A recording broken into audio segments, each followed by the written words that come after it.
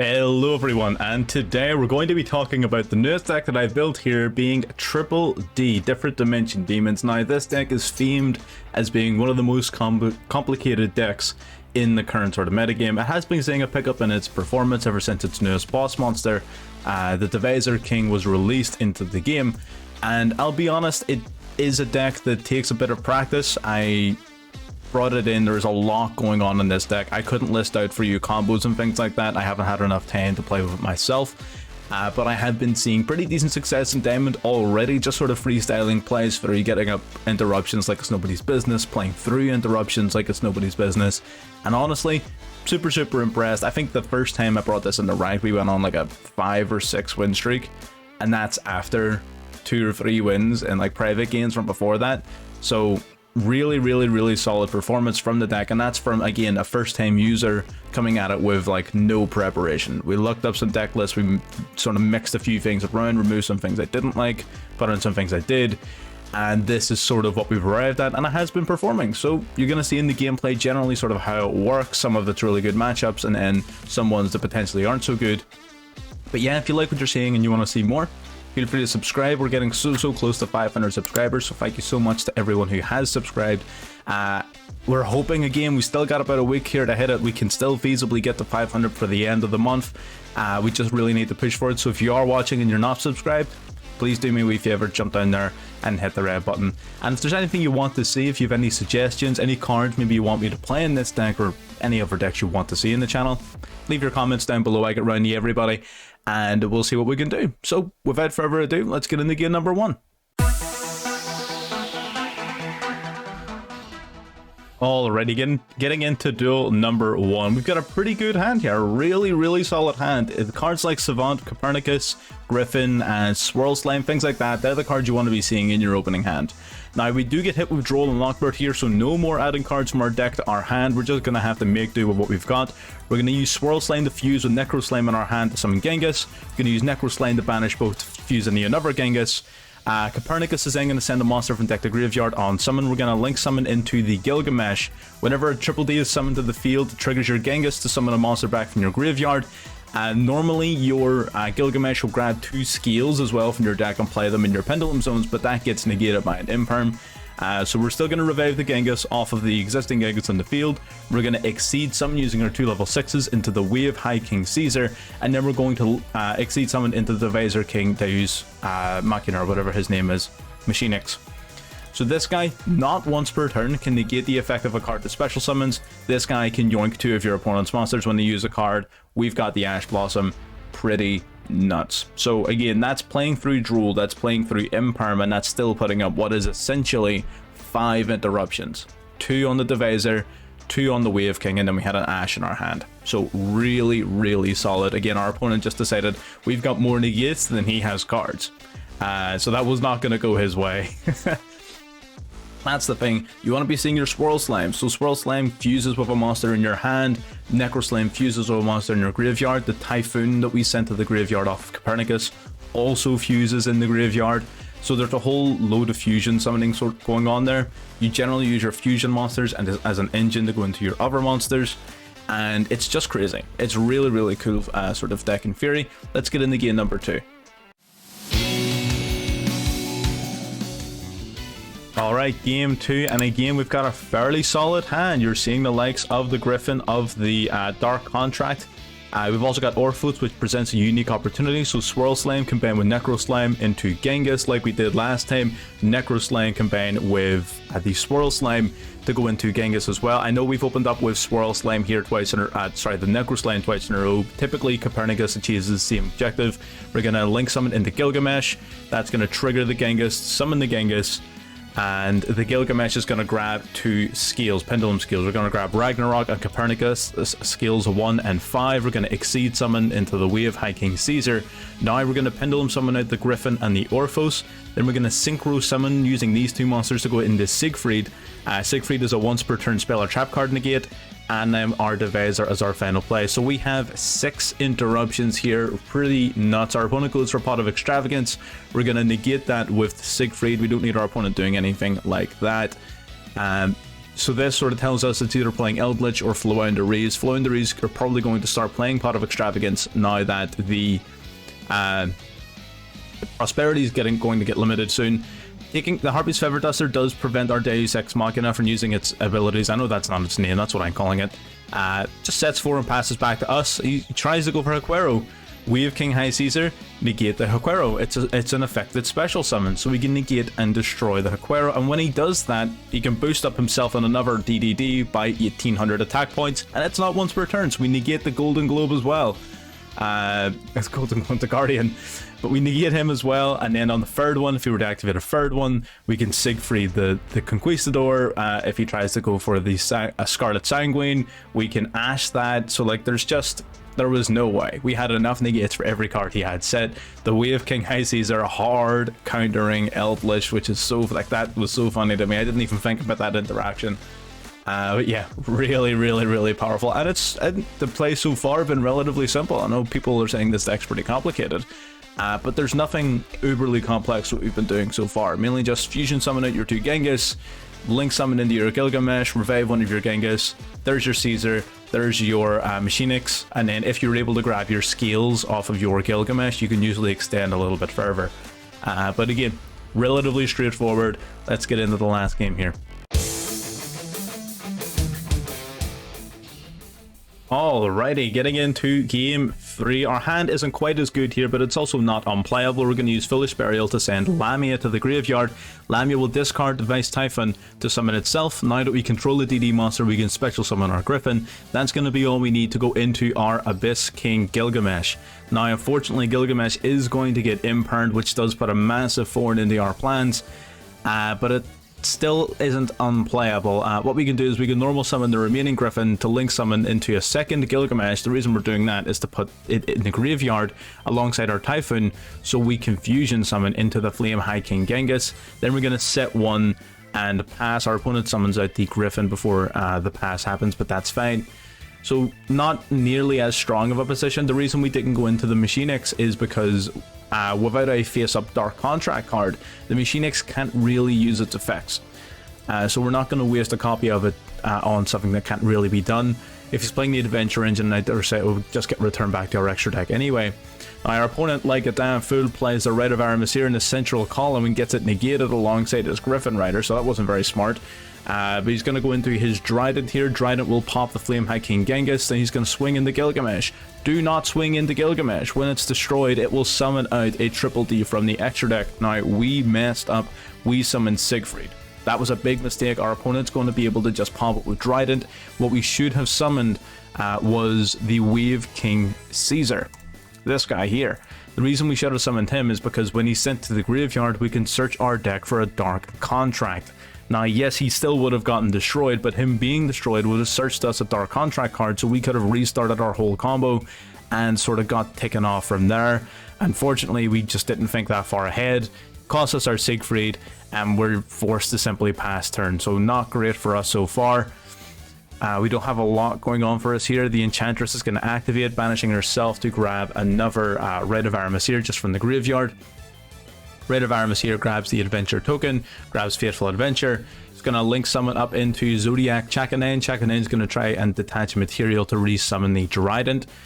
He's going to grab the Rideable Dragon here first. Detach 1, try to revive the Trident. We're going to effect the Veiler the Chakanen to stop that from happening, but he's just going to negate it off of the Griffin Rider, and of course he can simply use the Fateful Adventure to research for the Griffin Rider this turn, so we didn't actually accomplish anything off of that play. But it is what it is. He's going to link summon here into the Barren Blossom, which I thought was very interesting. I think that's a bit of a weak link summon off of that, to be honest, but you know, you do you. Could have done Predaplant Anaconda, could have done Berberum, could have done anything else, but no. He's going to special summon out the Wandering Griffin Rider yet again. He's going to swing in here for a ton of damage. Pass turn back to us. And what do we draw? We draw into, yeah, the Field Spell. This is part of why I took the Field Spell out of the deck. Yeah, so that's pretty much it. We're just going to fast forward here. That's an L. Battle Phase 2000 and 1600. So yeah, ultimately, the deck's pretty strong. It isn't without its flaws. It can be interrupted if you don't draw the right hand. One of the biggest starters in the deck we're going to come to is Swirl Slime, so we were struggling a bit there because we didn't see the Swirl Slime, nor a Dark Contract to search for it, or the Kepler to search for the Dark Contract. There's a ton of ways to get into it, we just didn't draw into any of them, so what are you going to do? That's pretty much the gameplay. What we're going to do now is dive into a detailed deck profile to sort of talk about the cards and what they actually do. Alrighty, diving into the deck profile here. Now again, first things first, we're going to cut off the fluff so you know what you're actually looking at. For interruptions, we're looking at 2 effect veilers, we're looking at 2 Max C, we're looking at 2 effect veiler, we're looking at Nibiru, we're looking at 2 Call by the Grave, and 2 Imperm. So we've got 11 slots there for hand traps that you can do whatever you want with. Those are the ones that we're playing. You can feel free to play whatever you want, or even just increase on your DDD engine. Now, the deck you're looking at, there are also some cards in here that you can probably cut that I've just been testing out. Like, I don't think you need to play Orphos at 3. I was initially playing it at 2. I just sort of wanted to see it in my hand a little bit more often because it's a tuner, but we're going to do this in order, like, you know, civilized people and not savages. Starting from the top, we've got the Kepler. Kepler is your main normal summon of the deck alongside Copernicus, one of the 2. Kepler on summon is going to search your deck for a Dark Contract card, so that's going to be one of your spell cards basically. So really solid normal summon, really gets your plays going whenever you're going to go down that line of play. You've got Necros Lane. This is one of your main combo cards. It can banish itself and another monster from the graveyard to fusion summon into a triple D fusion monster. So that's usually going to be one of your Gengises, or Gengai, whatever you want to call them. We've got Lamia. Lamia is a level 1 tuner, and her being a tuner is a big deal. If she's in your hand or graveyard, you can send a DD or Dark Contract card from your hand or your field to the graveyard to special summon it. But it gets banished afterwards. So this is a really strong extender. You saw it in the last game. Whenever you don't really have many plays, Lamia can really open the doors and at least help you get out a link summon when it comes to your Gilgamesh. So Lamia is very strong and important. Swirl Slime is one of your main starters. It has a couple of effects. The main one is that it will fuse with any DD monster in your hand to summon a triple D fusion monster from your extra deck. So this guy is one of the main starters of the deck, really gets everything going. He can also banish himself from the graveyard to special summon a DD monster from your hand, which comes up on occasion. You don't really use it too often because normally you're banishing the Swirl Slime from the graveyard to fuse with your Necros Slime. But again, neither here nor there.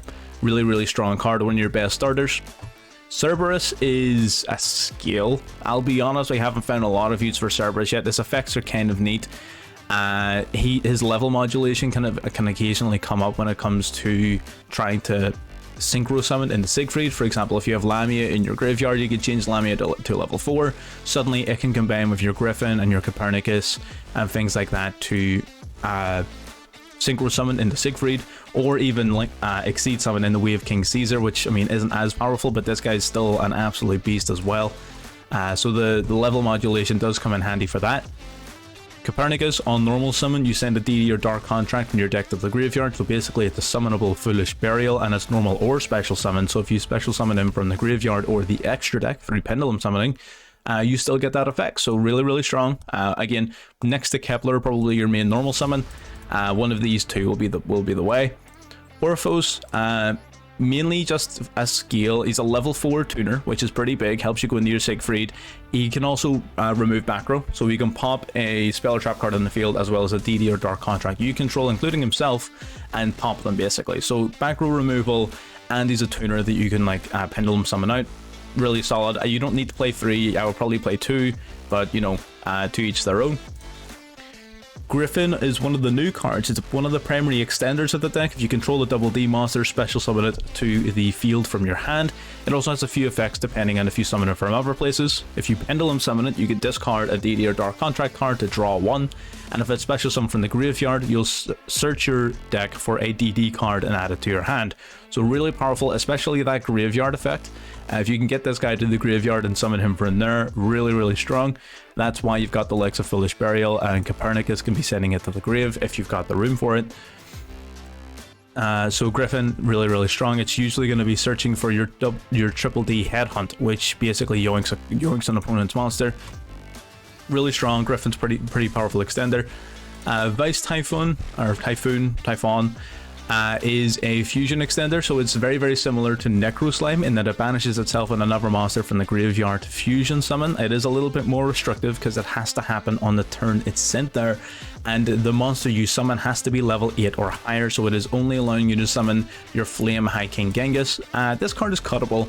He's a decent extender in situations where you have a free Foolish Burial and you don't know what to do with it. Vice Typhoon's a very powerful option because you can go into the likes of the High King, which is going to prevent you from getting impermed, and it also acts as an additional extender because it will monster reborn back a double D monster. So still a really powerful card, but not necessary. You can totally cut him. The Oblivion King Abyss Ragnarok. Now this guy is one of your boss monsters in the deck. He's really strong, and he's also a very powerful extender, so you'll notice a lot of this deck is extending. Basically, while he's in face up in your scales, and you'll normally have him face up in your scales through the effect of your Gilgamesh, which we'll get to. So he'll consistently be in your scale zone, and when he is, if you special summon a double D monster, you can target a double D in the graveyard, pay 1,000 life points, and special summon that monster. If this guy is summoned, you can also target a triple D in your graveyard and special summon it. So he has a really powerful pendulum effect and main monster zone effect, where you can, when he's summoned, revive a triple D monster. You can also tribute a double D monster to target a card your opponent controls and banish it. So strong spot removal, lots of extension here coming off of the effect. You can basically, off of this one card, special summon 2 monsters from the graveyard if you play your cards right. So he's really, really strong. You've got Savant Thomas. This guy is basically, when he's face up on the field in the monster zone, you can destroy another double D card in your pendulum zones, which again you will always have because of Gilgamesh, and you can special summon a level 8 triple D monster from the deck. So that's a reason as to why you might want to play a second Oblivion King. Initially I was playing 2, I cut it down to 1, but I sort of like 2. And then you might want to cut something like that, again, the third Orphos. So I think 2 Oblivion King for this guy's effect is going to be necessary. Basically, you summon it to level 8 from the deck in defense position, but I can't use its effect or anything like that. And that's basically there solely to summon out your Kali Yuga, your 2 level 8 DD monsters. Kali Yuga is a pretty amazing boss monster. We'll come back to it in a second. It also has effect in the Pendulum Zone, where you can add a face up. Yeah, you can add a DD monster from your extra deck to your hand, but like that's whatever. Decent extender on occasion if you can add back something like the Copernicus or the Griffin, but ultimately not as relevant as his monster zone effect. That's the monsters. So now getting into the Dark Contract cards, we've got our Dark Contract with Negate. Search for a double D monster, as simple as that. One of your best searches here off of Kepler. You also have Dark Contract with a swap, allows you to fusion summon using your hand, field, and graveyard, so really, really powerful. You have your Triple D Headhunt. If you control a Triple D monster, target a monster your opponent controls, negate its effects, and steal it until the end of the turn, until the end of the following turn. And if it was a monster special summoned from the extra deck, it also gets treated as a Triple D monster, which is important because your DDD Divisor King Deus Machinix can special summon himself on top of any of your Triple D monsters. So basically, you yoink it using Headhunt, and then on your turn, you special summon your Machinix over it. So that's really, really powerful. You also have Dark Contract with a Patent License. Now, I'm not as big a fan of this card as I am potentially some of the other ones, but basically if you control a DDD monster and your opponent special summons a monster of the same card frame, be it Fusion, Synchro, Exceed, or Link, you can stop them from using that type of card for the rest of the turn. So it comes up on occasion. It's not that big of a deal, though. I'm not too big on this card, but if it's sent to the graveyard, you can add a double D monster from your graveyard or from your Pendulum Zone, like the extra deck, back to your hand. So it sort of recycles, but honestly, not the biggest on this card. I am super tempted to just cut it, because it is a bit of a brick on occasion, and just to play a different card, as well as the Typhoon. I'm really thinking about cutting the Typhoon as well. Either way, that's what we have been playing. And then we've got 1-for-1 of Foolish Burial, just for generic extenders. 1-for-1 grabbing either Lamia or Necros Lane, and Foolish Burial doing the same, grabbing one of these two mainly. Or even sometimes your Griffin. But yeah, that's the main deck. The main deck is... you're going to see the combo potential. It's not that complicated, honestly. It seems a lot more complicated than it is, and people make it out to be more complicated than it is. It's not that bad. But yeah, really, really fun for the main deck. Just ton of extenders. You have a bunch of starters as well. Like you're not shy on starters, but you have an absolute metric ton of extenders. So moving into the extra deck, speaking of extenders, this is going to be one of the main ones, the Triple D Flame King Genghis. While he's face up, if another Double D is special summoned to your field, you can special summon a Double D from the graveyard, basically.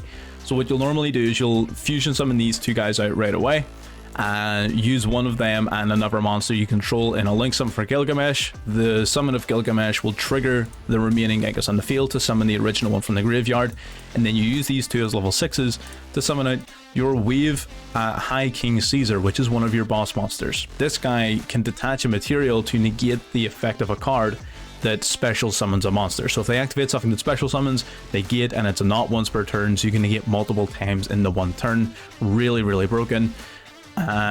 Your Flame High King Genghis, basically the same thing as the small Genghis, except he can also negate a spell or a trap on your turn, only on your turn. So he gets kind of sort of stop you from getting like impermed and stuff, but it's really not the biggest of deals. It does help in the Eldritch matchup, but not really all that much past that. Siegfried, if you can synchro summon, you want to be getting Siegfried on the field once per turn to get a spell or trap, and that is pretty much as simple as that. Really, really strong. Baron de Fleur, I haven't used Baron de Fleur yet, to be honest. So we'll have to see how this guy sort of works into the whole equation. I'm not entirely sure how you would even summon it in this deck, but it was just here in the pre-builds that I was using. I'm still sort of looking. I don't want to change too much about them until I know exactly what I'm at. So Baron de Fleur is here, but you can totally take that out for whatever you want. Maybe a Crystron Hulk could be an interesting idea. Wave King Caesar. Wave King Caesar is here as a sort of link exceed claim into Marksman, but he's also got a really interesting effect. So during either player's turn, detach material, and then at the end of the battle phase of that turn, any card that has been destroyed during that turn gets resummoned back to the field. You do take damage for each of the cards. I think it's 1,000 damage for each monster summoned, and when it's sent to the graveyard, you get to search your deck for a Dark Contract as well. So pretty good at searching out your contracts, pretty good extender, phenomenal recovery play, so he is. So I'm a big fan of Caesar. What you're usually using him for is extending into the Marksman. The Marksman has a few effects here, basically saying that you can reduce a monster in the field by 1,000 attack and defense, and then inflict 1,000 damage to your opponent, which is kind of neat. But the main effect is that when he's sent to the graveyard, you send a Double D monster or a Dark Contract card from your deck to the graveyard. So he will mill out one of your key monsters you want on the grave. So you usually summon the Caesar, Caesar will claim in the Marksman, and then Marksman you'll use in a Link summon or something like that to send to the graveyard for his effect as well. Caesar we've talked about. Kali Yuga. Kali Yuga's got this like cold wave effect. On the turn it's succeed summoned. For the rest of the turn, everything else cannot activate, and everything currently on the field is negated. So really, really powerful. Then during your opponent's turn, you can either detach a material. You can detach a material in your opponent's turn to destroy all spells and traps on the field. You can also, on your turn, detach a material to target a Dark Contract and set it onto your field. So Kali Yuga is amazing.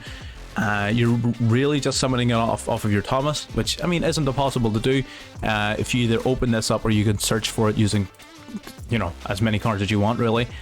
And then this guy can be easily pendulum summoned out to the field. All you need to have is a Kepler and something lower than that in your skills, like an Orphos and a Kepler maybe. Pretty simple to do. We have Zeus because we're playing Exceed monsters, pretty much as simple as that. We're running 2 copies of the Triple D Divisor King Machinus. Machinist, whatever. So this guy's interesting. He basically can be summoned on top of any of your Triple Ds. Then whenever your opponent acts once per chain, not per turn, once per chain, whenever your opponent's monster activates an effect, you can either detach 2 materials or destroy a face-up Dark Contract to steal their monster and equip it on as material. So the idea is you'll have a face-up Dark Contract. The first time they go to use an effect, you pop the Dark Contract to steal their card. Well, now you've got 2 materials, so that the next time they activate a monster on the field, you can detach the 2 materials and then steal that one as well. If you have multiple face-up Dark Contracts, if you've got both the Gate and the Swamp, you can do this like 4 times in the one turn. But again, normally you'll be doing it twice, because you'll have the one face-up, it's normally going to be the Gate. You pop the Gate to steal their card the first time, and then you detach the 2 to steal their card the next time. So Divisor King's really, really strong. We play 2 of it because it's so easily summoned, and it is pretty powerful. And then lastly, your 3 Gilgamesh. Gilgamesh on summon will grab 2 DD Pendulum monsters from the deck and play them into your scales, which is busted. That is so strong because you can extend so much off of that. And because again, you've got really powerful Pendulum monsters like the Oblivion King Abyss Ragnarok, which can, you know, Monster Reborn. You've got Cerberus, which can level modulate. You've got the likes of Griffin, which can pop itself to boost, and then it has effects when it's Pendulum summoned and stuff as well. So lots of really strong options there when it comes to that, and it just helps you extend so much further. This is like #1 on everyone's to negate list, so expect this card to be targeted for negates a lot, but that typically just frees up your other cards. So again, bear that in mind. And yeah, that's pretty much the deck. It's a bit complex, but it's not as bad as people make it out to be. Let's throw the cards back in from earlier on, our stables and such. The hand traps as well, completely up to you in terms of what you want to run. I almost can't even remember what I was running now. It was something to this effect, and then I'm missing one, which is probably just me being daft. But yeah, 100%, that's pretty much the... Oh, I cut the field spell as well, so I did. So let's have... whatever, third and perm. That's the deck. If you liked it, let me know down below, and if you're not subscribed yet, you know, why not subscribe? You know, if you like what you're seeing and you want to see more, like, why not? It's free. And that's pretty much where I'm gonna leave it, so I'll see you on the next one.